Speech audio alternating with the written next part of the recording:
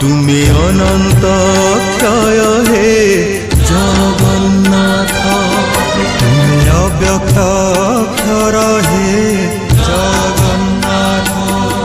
নিজ ইচ্ছারু সৃজিল এ জগত, আদি নাহি যে তুমার নাহি অন্ত। তুমি পবিত্র ওঙ্কার চির সত্য।